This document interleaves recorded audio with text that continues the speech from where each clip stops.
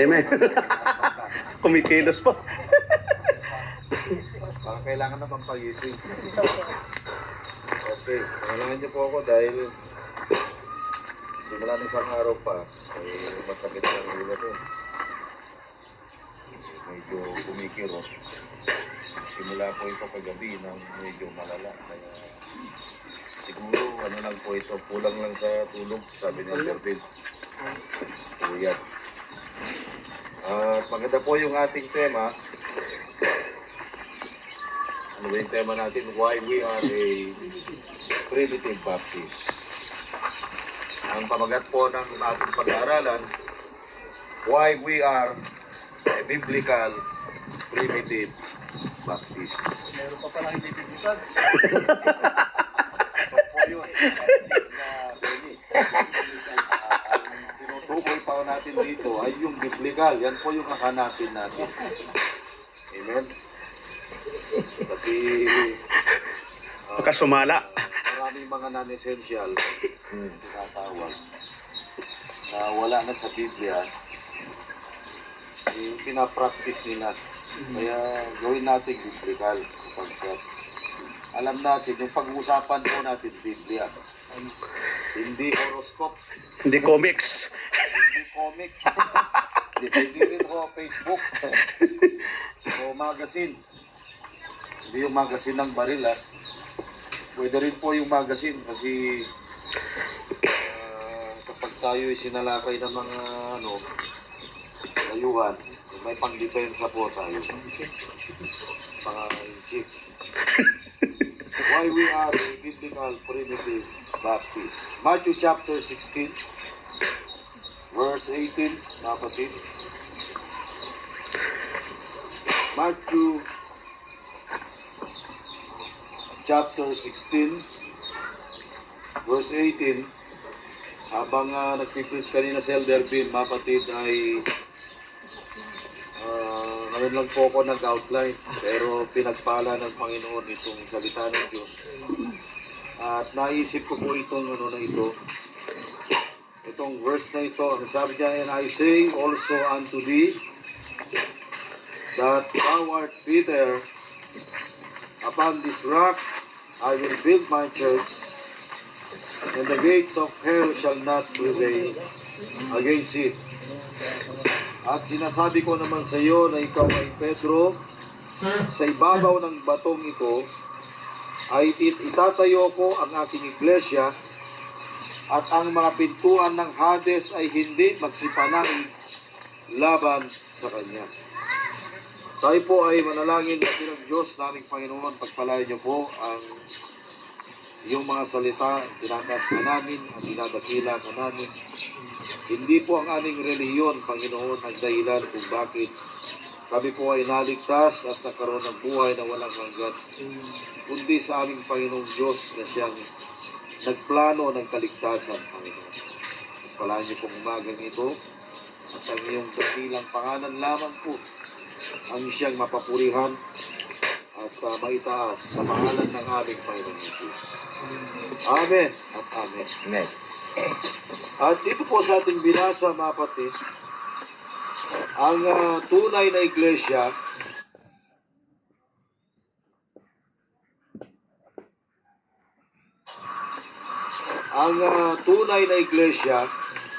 ay mayroon pong pundasyon.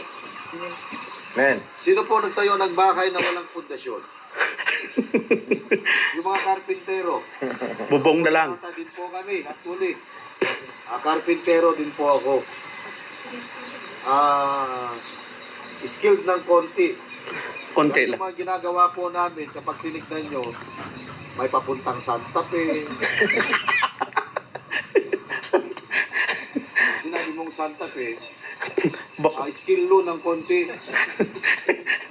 Wala bundokin Oh God. Sigsag Kaya, pero ang mahalaga sa building, yung may ilatag po muna ang pundasyon. Amen. Kaya ang pundasyon ay napakahalaga.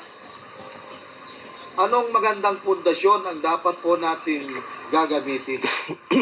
Unang pundasyon ay ito ay dapat na malakas, strong foundation. Kaya tayo gumagamit ng bato, ng semento, gumagamit tayo ng bakal. Kasama po yan, mga kapatid. Ganon din po sa iglesia at yung biblical primitive Baptist na ito ay kasama po ito doon sa iglesia ng Panginoon na siyang itinatag niya doon sa batuhan.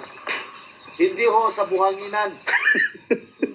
Pero kayong nakitang nagtayo ng bahay sa Center Island ng doon sa gitna ng Tabinda. buhangin o sa ilog. Di ba sa nakapunta kayo ng Tugigraw, yung Bunton Bridgestone, yung gitna na nyo ngayon ay puro buhangin na, wala nang puro, Walang tubig. wala nang tubig. May nagtayo kaya ng doon. Sabi na, ay tayo, cholehan niya eh. Tayo ng bahay, ganito, ganyan. Doon pa napili sa buhanginan.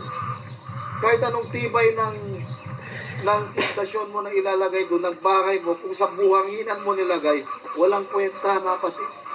Kahit ang timpla mo po dyan ay 1:2. Wala pa rin. Matutunaw din doon. Paanan ng tubig yan eh.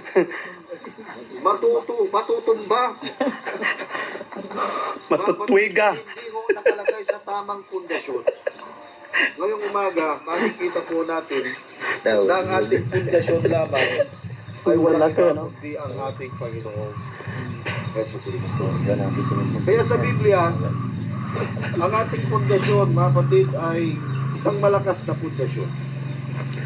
At ang pundasyon na tinutukoy po rito ay walang iba kundi ang ating Panginoong Kristo. Siyang ating pinaka-pundasyon ng iglesia na kanyang itinayo. Kaya kung ating titignan doon sa Corinthians, 1 Corinthians chapter 3 verse 11, ay sabi ng salita ng Diyos, "For other foundation can no man lay than that is laid, which is Jesus Christ." Sapagkat sinuman ay hindi makapaglalagay ng ibang pinagsasaligan, kundi ang nalalagay na ito'y si Kristo Jesus. Siya po yung ating saligan.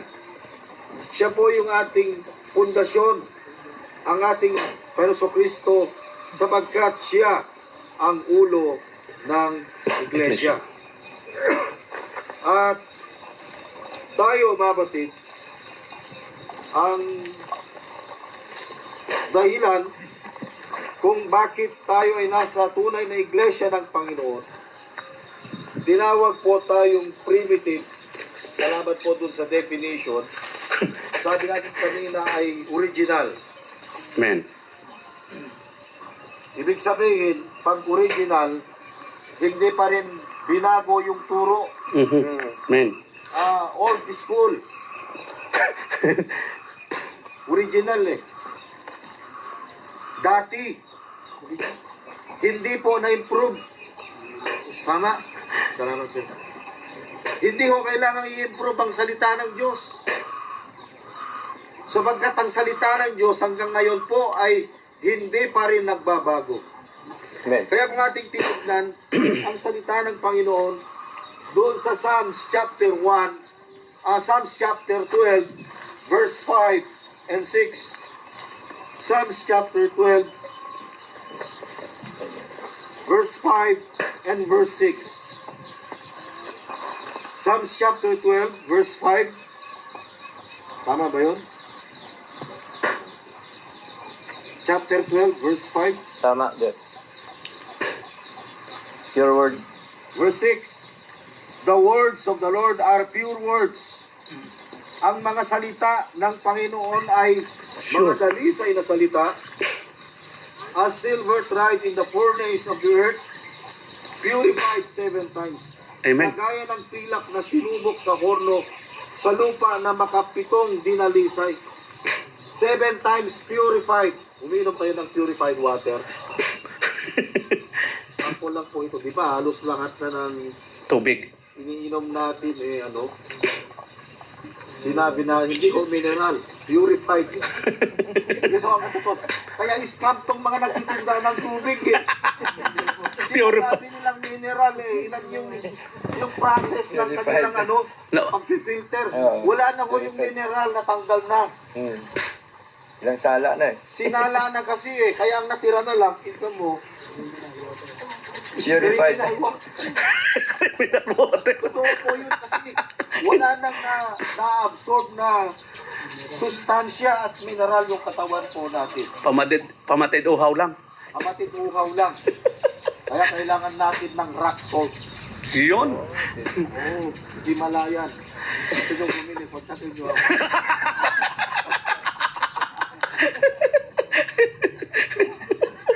Promotion din ha.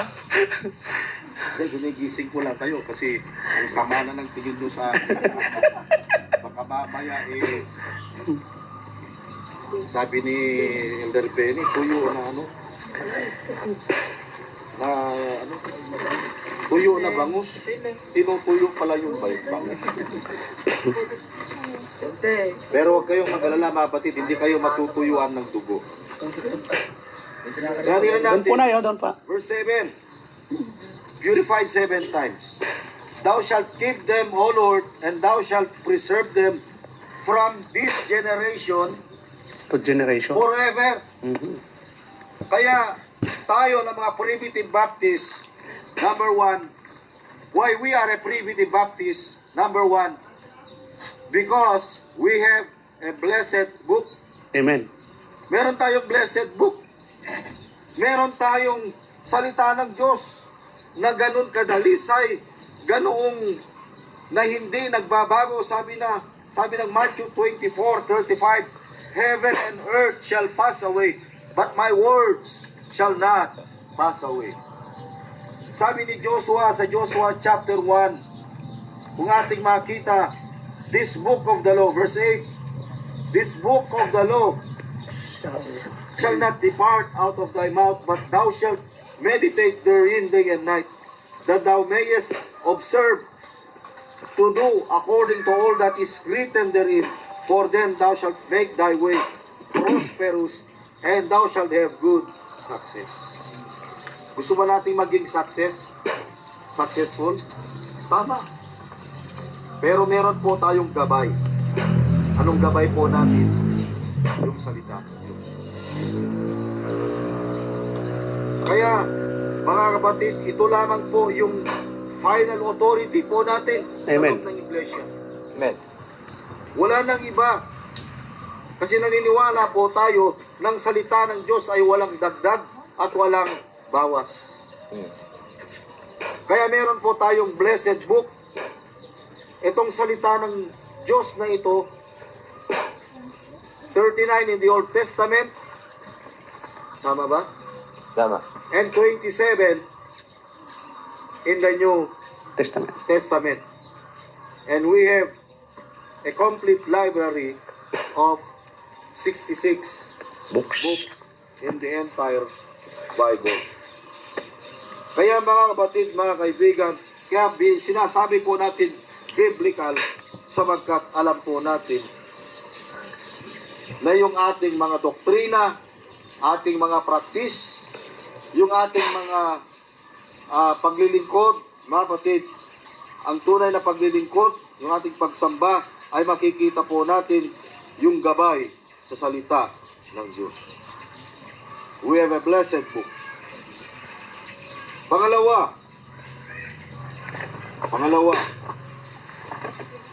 Ephesians chapter 1. Huwag po kayong mag-alala, maiksi po ito. Kasi parang ang tingin na lang sa akin bakal mo makikita.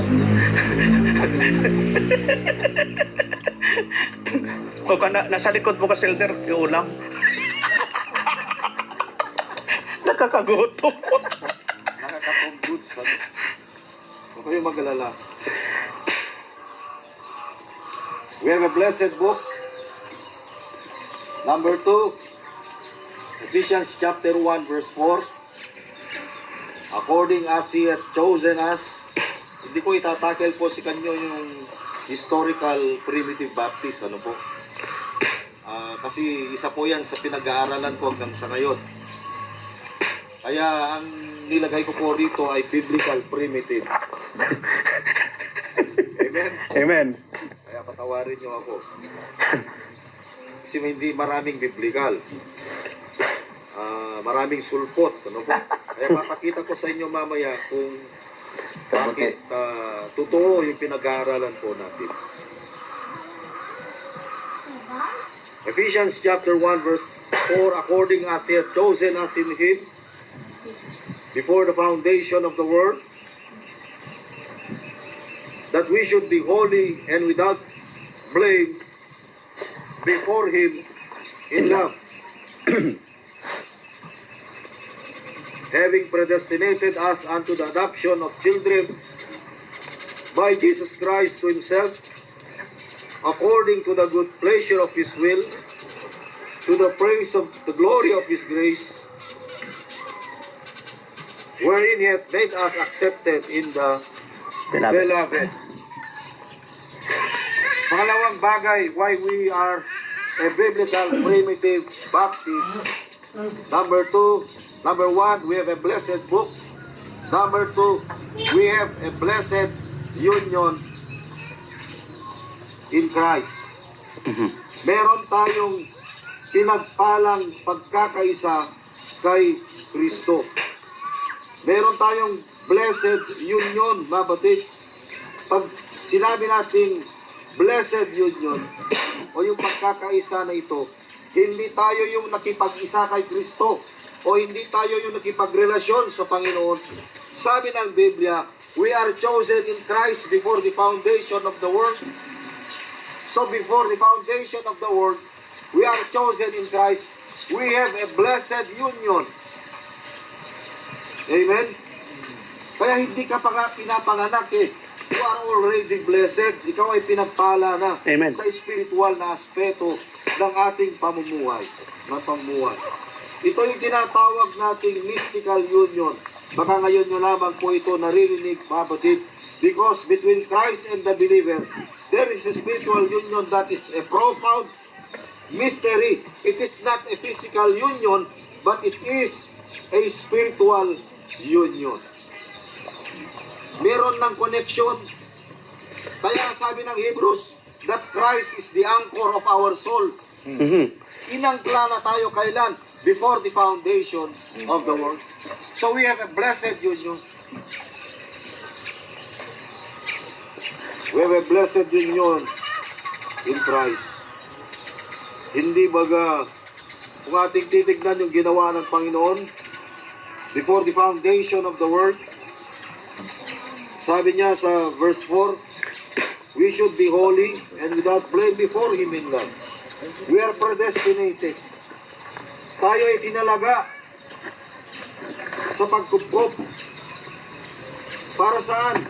Naayon sa pinagaling na kanyang kalooban, ang kanyang layunin sa ikapupuri ng kaluwalhatian ng kanyang biyaya na sa atin ang pinagkaloob ng masagana sa mga minamahal. Ito yung ginawa niya before the foundation of the world. 2 Thessalonians chapter 2 verse 13. Ang sabi niya, but we are bound to give thanks always to God for you, brethren, beloved of the Lord, because God hath from the beginning chosen you to salvation through sanctification of the Spirit and belief of the truth. Because of that mystical union, because of that blessed union, we are blessed with eternal salvation. Tayo po ay pinagpala, mga kapatid, ng tinatawag nating eternal salvation. Meron tayong eternal na kaligtasan, mga kapatid. Yung kaligtasan natin ay nagsimula before the foundation of the world. Yung turo kasi ng iba ganito, tumanggap ka kay Kristo bilang tagapagligtas ng buhay. Kapag tumanggap ka, doon pa lamang magsisimula yung ating eternal na kaligtasan. Pero hindi po pala ganoon, mabatid. Before the foundation of the world, meron na po pala tayong eternal na kaligtasan. Meron na tayong blessed union in Christ.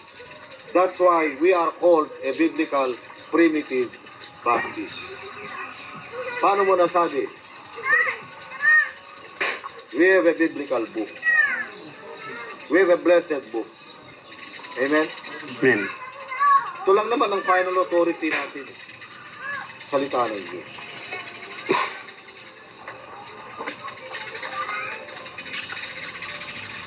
Pangatlo, sabi ko sa inyo, madali lang. We have a blessed book. We have a blessed union. Pangatlo, we have a blessed blood. 1 Peter chapter 1 verse 18 to 21. 1 Peter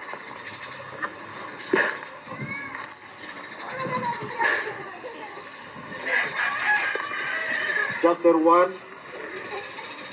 verse 18. Ito po ay tumutukoy sa ating legal na kaligtasan. For as much as you know, na inyong nalalaman kayo'y tinubos. Bakit katutubusin? Kasi yung bawat buhay natin nakasanglayan sa pagkakasala. Sinong makasalanan dito? Amen. Sinong hindi makasalanan? Lahat, sabi ng Romans 3:23, sapagkat ang lahat ay nangakasala na at hindi nakakaabot sa kaluwalhatian ng Diyos. Hindi talaga po natin abot ang kaluwalhatian ng Diyos. Bakit? Dahil sa kasalanan. At dahil sa kasalanan, walang pag-asa na ang tao ay papunta sa langit. Pero dahil sa pangako ng Diyos before the foundation of the world, nangako po siya ng tagapagligtas. At ang tagapagligtas na ito ay binanggit ni Pedro, kaya sabi niya, for as much as you know that you were not redeemed with corruptible things, hindi kayo tinubos ng mga bagay na nasisira na kagaya ng pilak o ginto. Kaya naman tayong tubusin ng Diyos sa pamamagitan ng silver at gold eh. Alam niyo ba na ang bansa natin ay mayaman? Mhm. Dahil sa Marcos Gold. Nasaan na kaya yung gold? Si Marcos na yung presidente. Pero alam niyo, yung mga material na bagay nito, hindi ito ginamit ng Diyos. Kundi yung dugo ng ating Panginoong Kristo sa pamamagitan ng krus.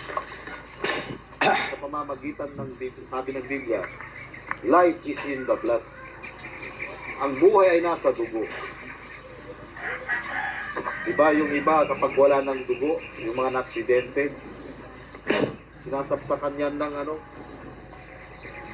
ng dugo. Dugo ng baboy. Salin. Salinan. O kambing. Ano gusto nyo? Dugo. Diba maraming type yan? Type A. Type B. Baptist.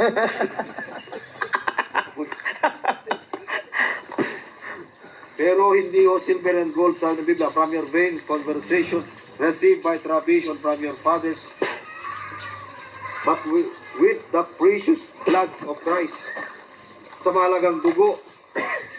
Kaya meron tayong blessed blood galing sa Panginoon, at yung dugo na yan na naghugas sa ating pagkakasala, nananalaytay na yan po sa atin as of a lamb without blemish and without spot. Kailan nangyari? Who verily was foreordained, ito'y tinagda before the foundation of the world. Paano mo nasabi? But was manifest in these last times for you because of this blessed book. Amen. Amen. blessed blood, blessed union. We have a blessed book. Pangapat,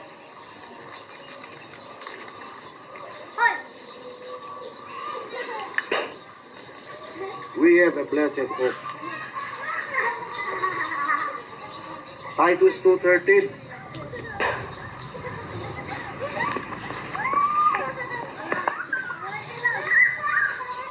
First Timothy chapter 1 verse 11. Para mapunta naman tayo sa practical. We have a blessed gospel. Okay, First Timothy chapter 1 verse 11. According to the glorious gospel of the blessed God, which was committed to my trust. Itong salita ng Diyos, hindi lamang po ito blessed book. This is also a blessed gospel. Amen. Romans 1:16, for I am not ashamed of the gospel of Christ, because it is the power of God unto salvation to everyone that Believe it. at naniniwala po tayo na yung power ng gospel, it is the power of God unto our practical Salvation. salvation. Amen. Mga kapatid, hindi eternal salvation, kundi practical salvation.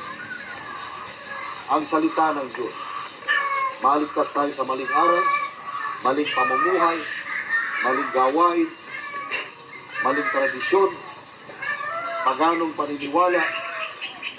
Kailangan po natin maligtas. Kaya itong pinag-aaralan po natin ay 5 phases din po ito. Hindi ba ko lang po? Para hindi halata. Para hindi wala. Yung panglima. Panglima. We have a blessed hope. Glorification. Amen, ha? Amen? Amen. Tama, mali. Bala na kayo. Kung may tama ka, wala kang mali. Sabi ng Titus 2:13, looking for that blessed hope and the glorious appearing of the great God and our Savior, Jesus Christ. Ilan ba yung babalik? Isa lang.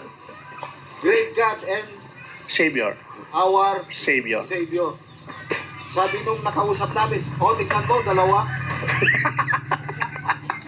Yung ama at saka anak, babalik. Sabi ko, isa lang. Great God and our Savior. Hindi sinabi great God and the Savior. Isa lang yung babalik. Si Kristo. Anong gagawin? Anong plano? Anong layunin? 1 Corinthians chapter 15. 1 Corinthians chapter 15. Itong dahilan. Ito yung pinaka-problema natin sa verse 50.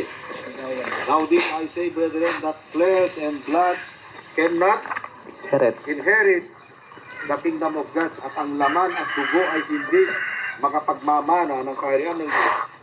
Di ang kasiraan ay magmamana ng wala kasiraan. Verse 51, behold, I show you a mystery. We shall not all sleep, but we shall all be changed.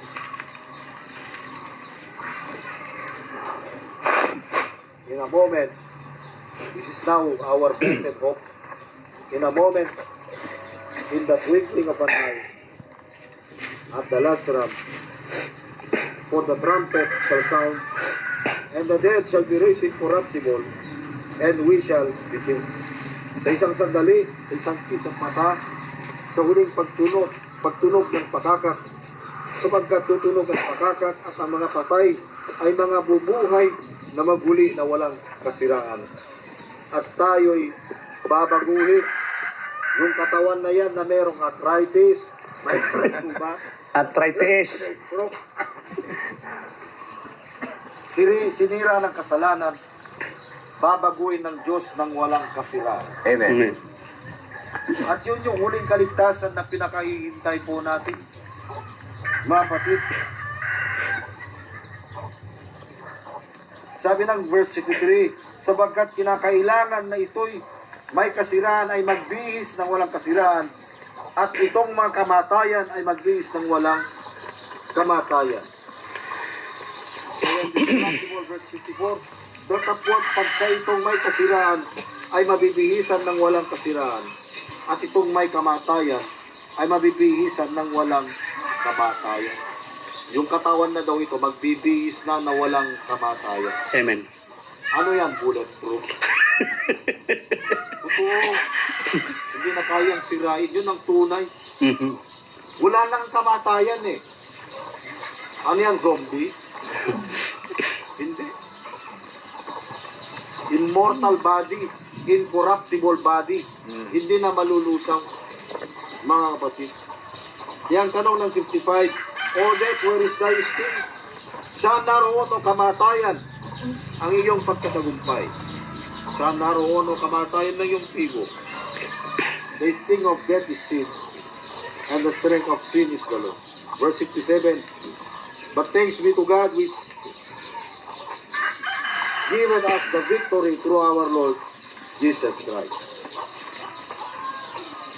Verse 58, pang-anim, we have a blessed brethren. Amen. Amen? Hindi na 5 ah. Chosen 6 before na pala. foundation of the world. Alangan naman yung iglesia, walang kapatiran. Mhm. Meron. Amen. Sinong tunay na iglesia? 1 Peter chapter 2 verse 9. Chosen generation. 1 Peter chapter 2 verse 9. Anong sabi? But ye are a chosen generation, a royal priesthood, an holy nation, a peculiar people, that ye should forth the praises of him who hath called you out of darkness into his marvelous light. Ang tunay na iglesia, sila yung tinawag mula sa kadiliman hanggang sa kanyang kagilan-gilalas na kaliwanagan. Sila yung tinubos sa pamamagitan ng banal na dugo ng ating Panginoon Kristo. May hawak na salita ng Diyos. They have a blessed book. They have a blessed Lisa, pangalawa, blessed blood. They have a blessed gospel. Ano pa? They have the blessed hope. Blessed And they have brethren. the blessed union. And they have the blessed brethren. Mga kapatid, pinagpala ang lahat ng kapatiran na kasama sa loob ng iglesia. Amen. Hindi lahat po ng nandito ay, hindi lang kabilang ang Primitive Baptist dito. Kaisa ang Primitive Baptist po rito. Mga kapatid. Kasi hindi lang naman Primitive Baptist ang tinubos ni Kristo Amen. sa pamamagitan ng kanyang banal na dugo. Kaya hindi totoo yung sinasabi nila kapag hindi ka Baptist, hindi ka pupunta ng langit. Mali yun. Makasarili ka. Pero ang Diyos, hindi ho ganoon. Acts chapter 20. Dito na po tayo magtapos.